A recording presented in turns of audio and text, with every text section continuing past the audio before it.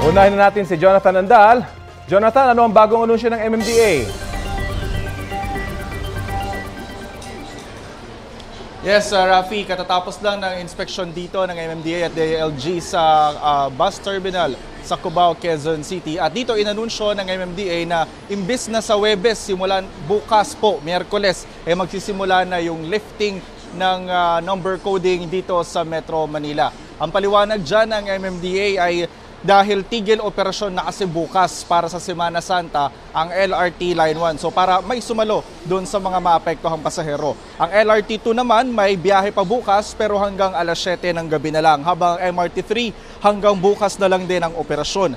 Kanina nag-inspeksyon dito sina MMDA General Manager Yusek Procopio Lipana at DILG Undersecretary Chito Valmosina. Sinorpresa nila ang mga drivers sa random drug test para raw matiyak na nasa kondisyon ang mga ito sa pagbiyahe. Sabi ni DILG Undersecretary Chito Valmosina, dapat mag-ingat lalo pat kahapon may 17 pasahero ang namatay matapos sumalpok ang sinasakyan nilang van sa isang truck sa Antipas, Cotabato. Nagbabala naman ang MMDA sa mga sasakay sa kolorum na van or bus. Delikado raw yan lalo't hindi sigurado ang inyong kaligtasan at kung maaksidente, wala kayong insurance. Sabi ng MMDA, hindi naman mahirap kumuha ng special permit para makabiyahe ang mga may van ngayong Semana Santa. Bukas, epektibo na raw ang no absent policy sa higit 2,000 tauhan ng MMDA na ikakalat ngayong Holy Week. Rafi, Katrina, so far ay wala namang nag-positive doon sa mga driver na sinalang sa drug testing sa dalawang terminal ng bus dito sa Cubao, Quezon City. At sa mga oras po na ito ay maluwag pa ang sitwasyon sa mga terminal ng bus dito sa Cubao. Rafi, Katrina.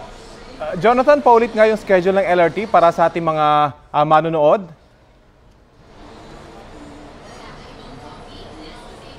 Sorry Rafi, hindi ko lang masyado narinig. Ano yung tanong mo? Kung mauulit mo lang yung schedule ng LRT at MRT para sa mga manonood natin na hindi narinig siguro yung una mong anunsyo kanina. Alright, yung LRT po ay hanggang ngayon na lang po. Yung LRT Line 1 hanggang ngayong araw na lang po yung biyahe nila. Bukas po wala ng biyahe yung LRT Line 1. Yung LRT Line 2 naman po ay may biyahe pa bukas pero shortened operations na lang. Yung last train sa Antipolo at sa Recto ay aalis ng alas 7 ng gabi. Habang yung MRT 3 may biyahe pa rin po bukas. Ang last train sa North Avenue ay 9:30 ng gabi at ang last train naman sa Taft Avenue ay alas 10 ng gabi. Rafi. Jonathan, ano yung nakikitang problema ng MMDA? Ano yung na-foresee nila kung meron man na mga issue? Sa pag-i-inspection nila rito kanina, sabi nila, nakita naman nila na sapat yung nakalatag na seguridad at yung yung kondisyon ng mga pasahero dito.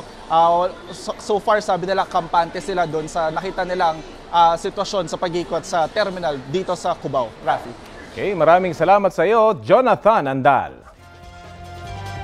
Kapuso, alamin ang maiinit na balita. Bisitahin at mag-subscribe sa GMA Integrated News sa YouTube. Sa mga kapuso abroad, samahan nyo kami sa GMA Pinoy TV at sa www.gmanews.tv.